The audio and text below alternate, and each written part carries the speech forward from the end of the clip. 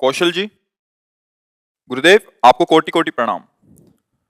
गुरुदेव, भगवान ने मनुष्य को इस संसार में अलग अलग कार्य, जैसे किसी को डॉक्टर, क्रिकेटर, इंजीनियर आदि के लिए भेजा है। तो हमें कैसे ज्ञात हो कि भगवान ने हमें उसी मार्ग के लिए चुना है जिस पर हम अभी चल रहे हैं? गुरुदेव कृपया मार्गदर्शन करें। वैसे बच्चा, ये तो कर्म के अनुसार निश्चित है, इसे भगवान ने नहीं भेजा है। पूर्व के हमारे कर्म, हमारा निश्चय पहले ही हो चुका है। भगवान की तरफ से मानव देह केवल भगवत प्राप्ति के लिए मिला है।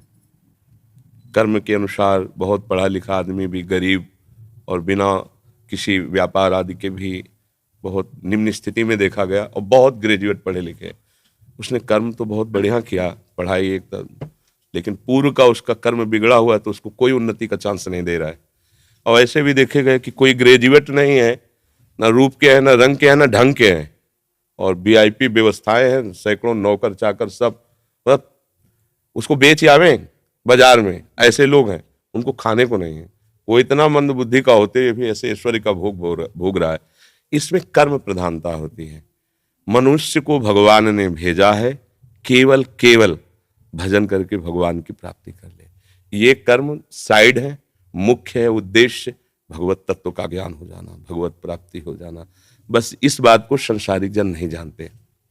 जैसे बच्चा, तुम बहुत पढ़ लिख करके आखिरी पढ़ाई जिसे कही जाती हो पढ़ लो, बहुत अच्छे पद पे चले जाओ, बहुत रुपया पैसा कमा लो, खूब भोग भोग लो, पर शरीर तो छूटेगा ना एक दिन। ये पता है ना तुम्हें? शरीर छूटेगा ना। जब छूटेगा तो फिर नया जन्म होगा, फिर तुम्हें नए से पढ़ना पड़ेगा, का खा गा घांगा, सारी पढ़ाई बेकार, फिर नए से रुपया कमाना पड़ेगा, फिर नए से सुख सामग्री एकत्रित करनी पड़ेगी, फिर भोगो, फिर मरो, फिर नए से फिर शुरू। ये एक बार नहीं हुआ, करोड़ों बार हो गया है। अभी पहली बार थोड़ी आप आए हो, करोड़ों बार आज। अब की बार हमको ऐसा पढ़ाई पढ़नी है कि जहां से रुके वहीं से शुरू हो। वो है भजन। 100 बार राधा राधा बोला है और शरीर छूट जाएगा, तो 99 पॉइंट से नहीं चलोगे, फिर 100 के ऊपर 1 2 3 100 प्लस, नीचे नहीं उतरना पड़ेगा। अगर आपको थोड़ा ज्ञान हुआ है तो मरने के बाद जब दूसरा जन्म होगा उसी ज्ञान से, तभी देखा जाता बालक होते हुए बड़ी बड़ी भागवतिक बुद्धि, उसका पूरा खजाना जमा है।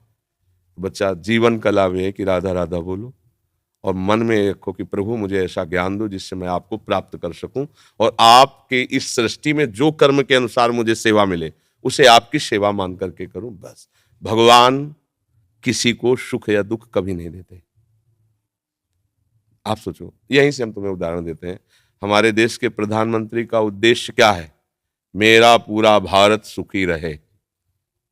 कोई भी बैठे उस पद पे, हम नाम किसी का संबोधन करके नहीं, उस पद का भाव क्या है? पिता की तरह पूरे देश की प्रजा का हित करना, पालन करना। अब उसी पद